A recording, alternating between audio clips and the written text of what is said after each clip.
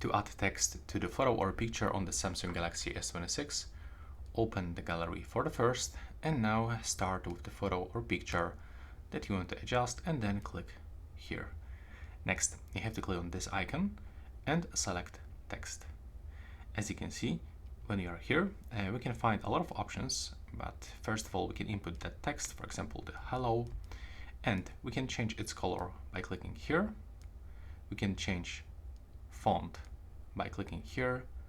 We can even download some additional fonts, and by clicking here, we can add a background.